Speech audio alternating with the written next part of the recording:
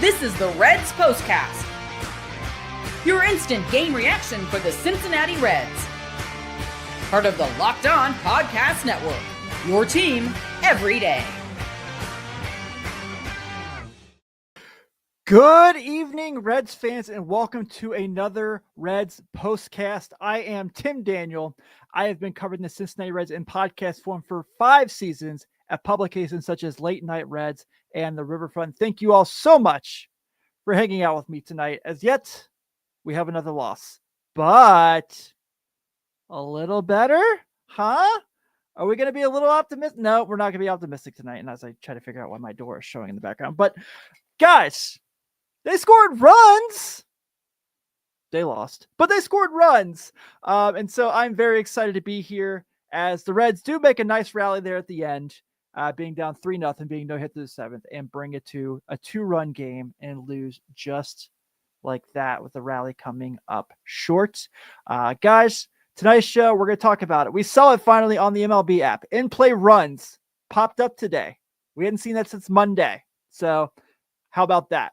I'm going to talk about the lineup today because LOL, what in the world was that?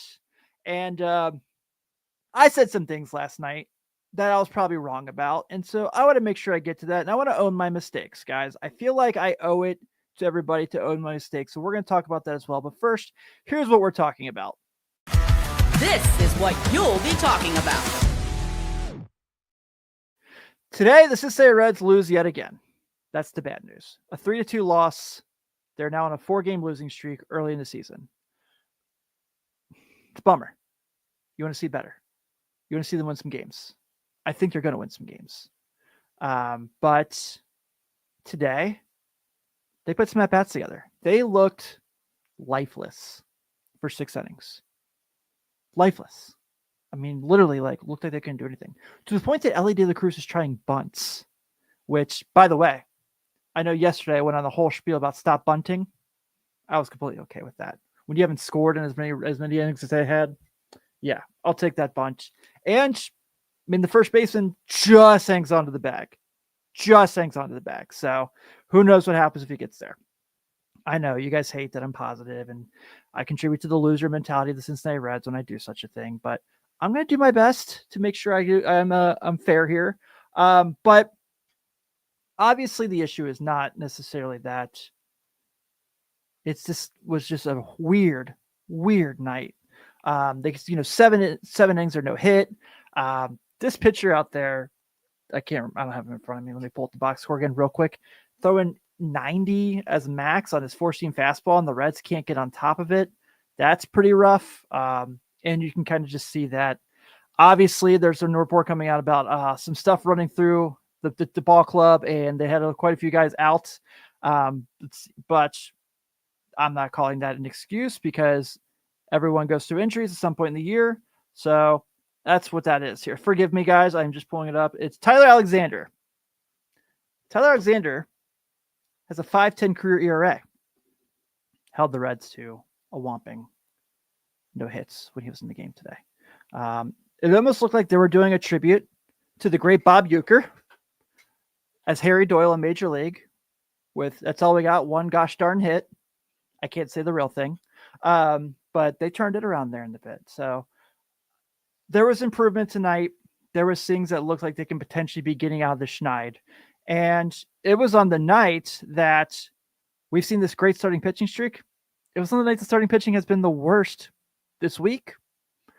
Nick Martinez doesn't even get to the 5th inning. Only goes 4 2/3 tonight. I thought he was going to pitch much better tonight. And there were moments where he looked really good. And there are moments where the game just once again got away from him. He's had this one inning in both his games so far this year where he's just kind of game's just gotten away from him. And that was Bryce Terang hitting that homer, the 2-run homer to make it 3-0 in the 5th. And that was just kind of it for him.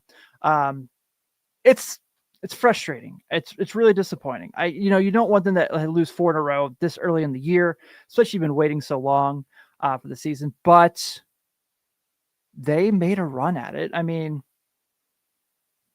just the 9th inning alone, Matt McClain gives up the pinch hit. He's scratched earlier in the day, gave that ball a hell of a ride. It was 108 miles off the bat. It was the hardest hit ball by a Red the whole day. And another couple feet, we're having a whole different conversation here. We're still watching the game right now. They're in the bottom of the ninth with I guess it would be Emilio Pagan with a chance to seal the game. That is all I have in the positivity room there as well. But they did find a way to get back into this game. Still only 5 hits, but I'm still pleased with the fight. Am I pleased that they lost? No, absolutely not. But I do feel way better after the 8th than the show. I completely scratched my show, guys. I had it all. I literally kept the Groundhog Day again line up on today's show's rundown. And then thankfully I had to change it when Jeimer Candelario made it a 1-run game. Shout out Christian Cardoso and Strand also there as well. But yes, I know I sound like I'm celebrating I'm celebrating losing 3-2, and maybe that's just where we're at. But I feel like this is kind of a really positive sign for the future, especially considering their manager was gone tonight and they were gone, all those guys with injuries. How about the bullpen tonight? So Logan Haskins says here, if we can pitch like the 3 games before this and 2 runs tomorrow, I'd take it. 1,000% agree. 1,000% agree. Josh says, I really thought the return of the Mackin had that one. I 1,000% did too. I thought, off the bat, I thought we're going to be having a whole nother conversation tonight. So yes, losing streak's still on. Yes, there's signs of life. Before I do get to the next segment, I want to make sure I shout out the bullpen again tonight. Nick Martinez only goes 4 2/3 tonight. Graham Ashford comes in, gets the out he needs. Taylor Rogers, awesome. 1 inning, gets through it. Brent Suter, 1 inning, great. And Tony Santillan, filthy. I know he has a walk, but he was filthy tonight. The bullpen held their own. So there's the positives of this show. We obviously have to get some negatives, and that starts with the LOL lineup, as I called it. And we're going to talk about why I called it the LOL lineup right after this.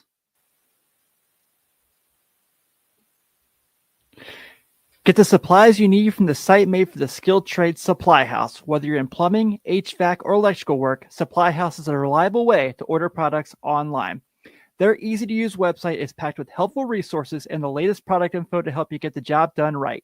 Plus, with a complete inventory of over 200,000 parts from 400-plus top brands, you'll find exactly what you need delivered fast from coast to coast. Need help with an order? Supply House offers expert support and industry-leading service, so you'll always talk to a real person. And for trade pros looking for an extra edge, their free Trade Master program offers exclusive perks like a dedicated phone line, free shipping, and discounts on every order. Thousands of skilled professionals are already taking advantage. Now it's your turn.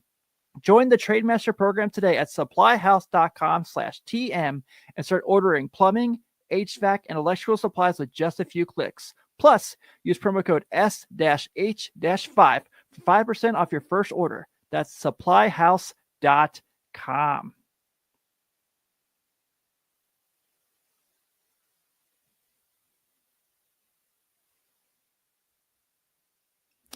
There's nothing better than catching an MLB game live. The crack of the bat, the roar of the crowd, and the smell of ballpark food. And if you're looking to go last minute, Game Time makes getting tickets easier than ever.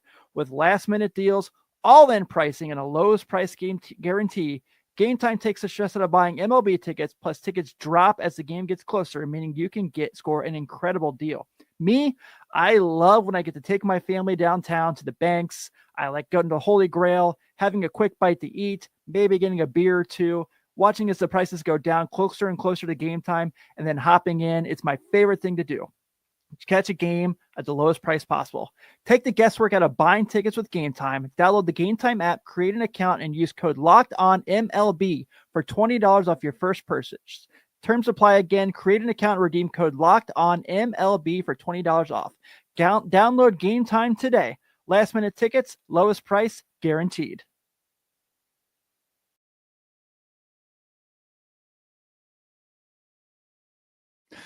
Thank you guys once again for tuning in tonight to the Reds Postcast here on the Locked On Podcast Network. As always, Monday through Friday, you can check out my really good friends, Jeff Carr and Stephen Offenbaker, as they do the deep dive, big picture into everything going on in the world of the Reds, where I am here to talk about the game. I wish they were live tonight because I would absolutely love to hear what they had to say about Chase Burns making his professional debut. Read some reports. Sound pretty promising. So I'm really cannot wait to see what the future holds for Mr. Burns. I'm not talking about the Simpsons character either, guys. Let's get to the turning point of tonight's game. Time to reveal where the game was won or lost. It's the turning point. I think the turning point, simply put, Matt McLain not being in the lineup most of the game, because you saw the pop he gave there at the end. You see what the team is different when he's in there, regardless of who else is in there. And then they had to make some changes, which gets to what I call the LOL lineup. Tonight, I understand the Reds were short a few guys. Some guys got sent back to the hotel. It's going to be interesting to see how that plays out the next couple of days. Hopefully it's a one-night thing. Terry Francona also not there. Freddie Benavidez holding in as the manager tonight. And Matt McLain gets scratched late for hamstring tightness. A little different than the other guys, hopefully. And obviously we don't see him until the ninth inning for that at bat we just mentioned. And all of a sudden, Spencer Steer is moved to the second spot on this team. Now, I understand you're not working with a whole lot, but what? Why? I don't understand this. I come on here for this show every night, and I love doing it. I love talking baseball with you guys. But the thing I see the most that I 1,000% agree with is Spencer Steer needs to go do an IL stint. I've said this already this week. I greatly appreciate that Spencer Steer talked himself to being on the opening day roster. I cannot imagine how painful it has to be to have to miss opening day like Tyler Stevenson did, like Austin Hayes did, and what might be his only year with the Reds. I can't imagine how much that sucks knowing what opening day means to the city. But he cannot help this team right now. He's absolutely not. And then you hit him second. This unwillingness, and I'm not saying he's setting the world on fire right now, but this unwillingness to move Ellie De La Cruz up in the order right now doesn't make sense to me. With how the team's hitting big picture, like I said, I know they made it fun tonight. And then you have TJ Friedel, who, again, somehow mentioned him again today. He did get on base today. He got a hit, and he scored a run. So there's that. But not hitting. You throw Spencer Steer in there hitting second today. Why? Christian Carnacion Strand batting cleanup today. Again, get your short guys. He's not hitting anything. He did have a sac fly tonight. Broke the scoreless streak. So there was that. Jeimer Candelario had a good at-bat. Jake Fraley, break done. It's useless. You might as well have kept Stuart Fairchild. I mean, what is Blake Dunn doing that Stuart Fairchild doesn't? What was the point at this point, right now? Gavin Lux, I can make the case right now, might. He didn't hit fourth tonight, and I thought he was pretty good. Thought he was pretty decent today. Obviously had a really nice hit there to keep him going, but the way that this lineup is situated, and I understand the injuries. I understand they sent some guys home. But this was just the way that they're putting this lineup together right now with how everyone's hitting doesn't make any sense. Now, I get that we have this situation where we want to see guys get more opportunities, and I understand that Terry Francona is dead set on TJ Friedel being his lead outfielder. You know what, Matthew? You are right. I'm sorry. I shouldn't have said that. CES did have 3 really hard hit balls tonight, including the sac fly.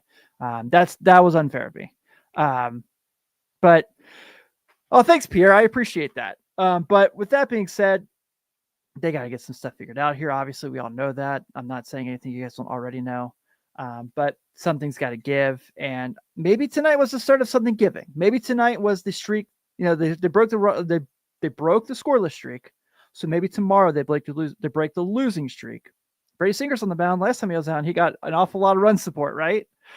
So maybe we got something. Maybe we got something cooking again. Maybe the Reds are making a little run here. I certainly hope so. And Logan says here, McLean hits a home run and that benefits at GABP. Yeah, that's off the batter's eye for sure. But gave it a ride just like on opening day. I've been very happy with Matt McLean this year. Like we all have. He's had a great start to the season, but don't hit Spencer Shearsteckin until he is himself again, which I don't know. Is that coming? I hope so. This is not, he can't help this team, and he certainly can't help this team that high in the order. All right, guys. Well, I said something yesterday that I don't think I was really correct on big picture. So I want to get to that at the end of the show. But first, our player of the game. This is the Locked On Player of the Game. If you had told me I was going to ever pick this guy for player of the game, I would have told you were crazy. Santiago Espinal, guys, got on base. Not once, not twice, but 3 times today. Yeah. 2 for 3 with a walk. Had a really good game. So shout out Santiago Espinal for having a really nice game. And I just want to make sure I give him credit where credit's due. Last night, after the show, I tried to talk you guys to being patient. I was wrong. I tried to say, hey guys, look, it's the 6th game of the year, 7th game of the year at that point. This is going to turn around. The first 7 innings tonight, I was 100% wrong. I was with you guys. Everything I was preaching, I was throwing out the window. I couldn't take it. I was just as irritated as you guys were. I do think this is going to get better. And I do think that they turned in some really good at-bats tonight. Parker Perry says it here. Severed balls dying right on the track. Yeah, for sure. I mean, we already talked about one, particularly that was changed the game. Christian CES, that sack fly. A little farther. It's going to be nuts. A little farther, we're having a whole other conversation here. We're having a great night, right? But I tried so hard to, I was accused of telling you guys how you should feel, and that's never what I want to do. I want to have a great time here every night with you guys. I dreamed of having a job like this my whole life, and I do choose to be positive. I do everything I possibly can. Today got away from me. I was really wrong. This has been really, really infuriating. But the first 7 innings at least, but they made it fun the last couple of innings there. So maybe a positive team will be back tomorrow and we'll be having a good time because the Cincinnati Reds might have a chance to win tomorrow, right? I mean, they had a chance to win tonight. They've had a chance to win all these games. That's the issue, right? They've lost now. All 4 of these games in the 4-game losing streak are 1-run games. The only difference is this one they scored runs in this 1-run game. So something is coming. Something is getting better. Maybe I'm just fooling myself. It's not like Tim Daniel to be super positive and just like, but I'm doing my best to not bury my head in the sand, guys. I'm doing my best to feel what you guys feel and to be on the same page with you. I'm just never going to come on here and, scream, throw things and cry or anything like that. At least I hope not, because that would not be pretty for any of us. But tomorrow we go to end the losing streak. We ended the scoring streak tonight. We didn't win, but we just about did. Jacob, I would love that. I'm going to display this one. Yes. Get a lead tomorrow. By the way, your dog is beautiful. Absolutely love your dog. Get a lead tomorrow. Make us feel good. Scored the first 2 innings. Get us feeling happy. Feeling like the momentum. Get the dugout rolling. Bring out the casino dollar bill gun. Make it all happen. Let's have a great time tomorrow. The Cincinnati Reds back to 7:10 p.m. Eastern tomorrow in Milwaukee for Game 3 of this 4-game set. Let's tie this baby up. Let's get these next 2. Let's go to San Francisco. 4-6, right? With a chance to kind of take our first series there with Hunter Green on the mound on Monday. That's what I want to see tomorrow. Brady Singer tomorrow takes the hill for the Cincinnati Reds, who had one of the greatest pitching debuts in team history, going against a man by the name of Elvin Rodriguez, who is 0-1 with a 9 ERA. Elvin pitched 4 innings in his first game, and got hit around a little bit. 6 hits, 4 earned runs, did have 3 strikeouts. So that is at 7:10 tomorrow. Once again, the Cincinnati Reds do lose tonight, 3-2. The Milwaukee Brewers, 3 runs on 5 hits, 1 error. The Cincinnati Reds, 2 runs on 5 hits, 1 error. I'll be back tomorrow, right after the game, to hopefully celebrate a win with you guys. I can't wait to see you all. I can't wait to have a fun conversation, and I can't wait to have a great night. You all enjoy the rest of your Friday. Hopefully you get to kick your feet up and enjoy the night. Stay safe from all these storms out there, Cincinnati area. Take it easy.